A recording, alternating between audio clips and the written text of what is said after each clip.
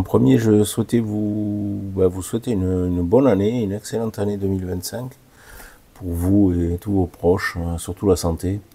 Et vous êtes des amoureux du trading comme moi, hein, donc je vous souhaite de bons gains réguliers et de pouvoir exploiter au mieux vos setups et d'en retirer le meilleur profit possible. Voilà.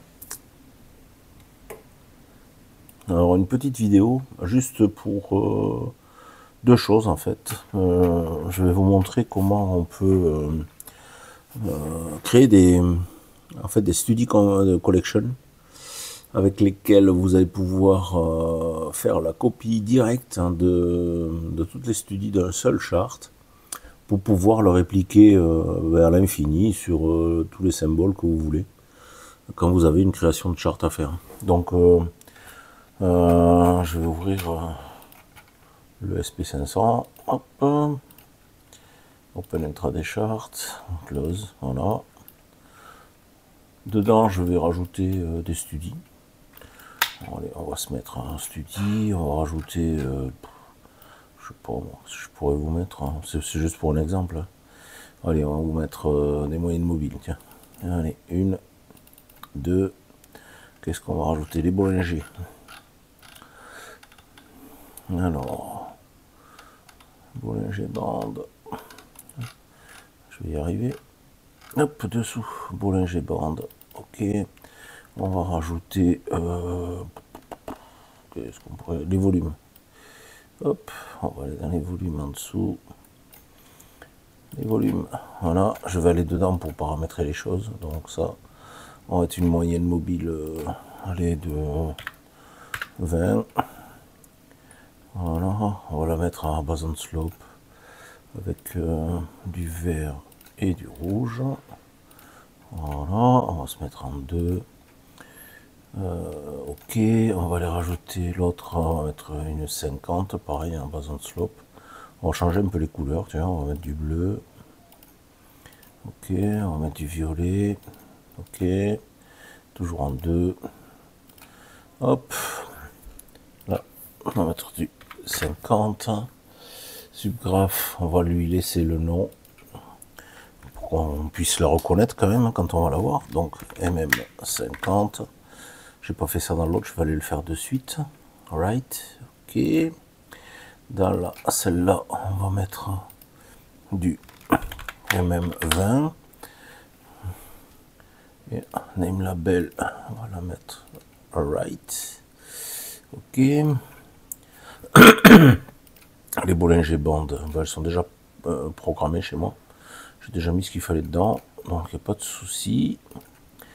Et on va aller dans le volume. Et là, c'est pareil, il est programmé déjà pour être mis en bas. Ouais, c'est bon. Ok, donc là, je fais appliquer. Ok, donc je me retrouve avec mon chart, avec mes volumes qui sont en dessous. On va éviter qu'ils prennent toute la place. Donc, on a les deux moyennes mobiles, d'accord. La 20, c'est celle qui est confondue avec celle des Bollinger, et la 50 qu'on voit ici sur le bord, d'accord. Ok. Donc, vous pouvez rajouter tout ce que vous voulez à l'intérieur du chart. Dans tous les cas, ça va se rajouter ici dans les studies, et vous allez avoir une liste, comme si je mettais, allez, on va mettre un daily HLC. Alors, daily HLC ici. On va prendre celui-là, tiens. L'autre, on va le virer. Daily HLC, celui-là, on va l'enlever. Apply, voilà. Donc là, j'ai le plus haut là-haut, le plus bas en bas, l'open. Voilà, j'ai tout ce qu'il faut. Ok. Et donc, tout cet ensemble-là, si vous voulez, admettons que vous décidiez à chaque fois que vous allez ouvrir un chart, il vous faudra un chartbook, pardon, avec un symbole, par exemple le Nasdaq, le Russell, ou je sais pas quoi. Vous voudrez avoir la même configuration. D'accord. On va rajouter un volume by price, tiens, sur le côté. C'est aussi sympa. Volume by price, appliqué. Normalement, il va se mettre au fond. Voilà. Ok. Donc là, on a le volume de la session. On a le SP, les Bollinger, les M20, M50, tout ça. Donc là, on s'est constitué un petit panel de studies, vous voyez. Voilà, que 5, là, 5 ou 6. 6 exactement. Ces studies-là, je veux que la prochaine fois, je puisse les mettre rapidement sans aller modifier les paramètres à chaque fois. Alors, ce que je vais faire, je vais là-dedans. Je tape chart 1 minute. D'accord? Je coche la case ici et je fais Save All. Il me demande la confirmation. Je dis oui. Hop. Maintenant, je vais aller ouvrir le Nasdaq, par exemple. Hop. On ouvre le Nasdaq, NQ, Mars, Open Intraday. Voilà, je n'ai rien dedans. OK. Et je vais retrouver, je veux remettre la configuration qui existait au départ. Donc, je vais dans Chart, ici. Je vais aller dans, excusez-moi, Analysis, pardon. Ici, je vais aller chercher ce que je viens de décrire. Donc c'est chart 1 minute, il est là. Alors si je dis oui, vous voyez, il y a un plus qui s'est mis derrière, je ne sais pas si vous avez fait attention. Si je dis oui, je vais garder écraser les studies qui existent déjà dedans pour aller mettre celles que j'ai décidées. Si je mets non, je vais aller supprimer les studies existantes pour mettre celles qui sont dans chart 1 minute. Donc je dis non, ok. Vous voyez, ça s'est fait très rapidement et vous retrouvez à l'intérieur. Donc là, la session pour le volume profile, il faut que j'écarte un peu pour que vous voyez tout ce qui est en dehors de la value area. Là on est sur le Nasdaq, il y a beaucoup de volatilité. Et sinon vous retrouvez les mêmes paramètres donc avec les studies que l'on a décidé après. Vous voyez, il y a un petit plus derrière ici là. Ce petit plus, il est lié à cette case qu'on a cochée. Si j'enlève ça, le plus disparaît. Si je le mets, il y a le plus avec. Ce plus là, il va vous servir, comme là par exemple, on va aller dire, on va supprimer tout. Voilà, on va appliquer, il n'y en a plus. Il n'y a plus de study dedans. Je vais mettre study par exemple, allez, un ADX, tiens, ADXR. Voilà, celui-là on va mettre. Appliquer. Donc là, il m'a mis l'ADX en bas, d'accord? Et maintenant, je veux coller toutes mes studies dedans. Je vais aller dans Analysis, je vais aller choisir Chart 1 minute. Et là, il me pose la question. Si je dis oui, celle-là va disparaître et les autres vont se mettre en place. Si je dis non, celle-là va rester et les autres vont se mettre après celle-là. Regardez, j'ai dit oui. L'ADX a disparu et on est revenu sur celui qui était existant avant. Study, on va supprimer tout, je vais vous montrer les verts. Hop, appliquer. On va mettre l'ADX de nouveau. Add, appliquer. Ok. Je vais aller chercher mon chart 1 minute. Je dis non. Et là, qu'est-ce qui se passe? Je conserve mon ADX et je rajoute en plus toutes les autres studies. D'accord? Voilà. Donc c'est ce que je voulais vous montrer essentiellement. Comment faire pour regrouper toutes les studies sur un nom, et après vous pouvez réintégrer. Alors vous pouvez le faire avec le TPO, vous pouvez le faire avec le volume profile, vous pouvez le faire avec le footprint, vous pouvez le faire avec pas mal de choses.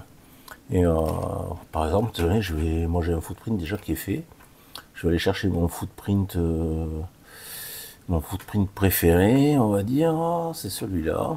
Là il me pose la question, donc clear existing study, je dis oui, ça va remplacer tout, je dis oui. Là, il n'y a plus de study du tout. Il n'y a que mon footprint qui est venu se mettre dedans. Voilà, je vous remontre. Il est là. Hop, pardon. Voilà. Voilà mon footprint que j'aime bien. Et dedans, ben, vous pouvez voir, il n'y a plus rien, quoi. Tout ce qui avait avant a été enlevé au profit de ce que j'avais dans mon footprint que je viens de rajouter. Ok. Quand vous avez fait ce modif-là, vous ne pouvez plus revenir en arrière. Donc si vous vous trompez dans la question, que vous répondez oui à la place de non, vous allez effacer tout. Attention, faites attention à ça. Voilà. Ok. Donc en même temps, je profite de cette vidéo pour vous rappeler un petit peu ce que je vais faire avec Thierry, là. On va faire une vidéo vendredi pour vous présenter. Donc vendredi prochain, on sera que je vous dise pas de bêtises, le 31. Le 31, vendredi 31 à 20 h le soir. On fera une présentation d'une formation qu'on va mettre en place avec Thierry sur justement le footprint. Donc vous aurez du footprint en 30 minutes avec les setups de Thierry, vous aurez ce footprint là, on vous expliquera ça vendredi, avec ma façon de trader avec dessus, sur le SP, sur le Nasdaq, sur le DAX aussi. Donc voilà, après je vous parlerai aussi de du lien, je vais mettre le lien pour vous inscrire pour le webinaire de vendredi. Et en même temps, je vous rappelle qu'on fait une formation avec Bronson, JM, avec Thierry et moi-même. Et on fait ça donc au mois d'avril. Ça sera du 6. Attendez, bougez pas. Je regarde ça vite fait. Ça sera du 7 au 11 avril. Du 7 au 11 avril en Suisse. Et après, ben voilà, vous êtes tous conviés à venir, hein, bien sûr. Vous vous adressez à Thierry ou à Jean-Marc, je vous mettrai les liens et je vous mettrai donc les adresses mail dans la description de la vidéo. Voilà, ben écoutez, je vous souhaite une bonne soirée, je vous dis à très bientôt, et puis j'espère que cette petite astuce vous aura permis d'aller plus vite dans la constitution de vos chartbooks, etc. Vous pouvez le faire, je vous dis, pour n'importe quoi, regardez. Moi j'ai une liste incommensurable, parce que je travaille et je fais ça pour les autres aussi, donc à chaque fois je les nomme et puis je les récupère pour les donner aux gens. Voilà. Bien, écoutez, je vous souhaite une bonne soirée, à très bientôt, et mes meilleurs voeux, on est encore en janvier. Donc bonne année à tous, j'aurais dû dire ça déjà en début de vidéo, donc je vais au montage faire un petit rappel pour la nouvelle année. Allez, je vous laisse, bonne soirée, au revoir.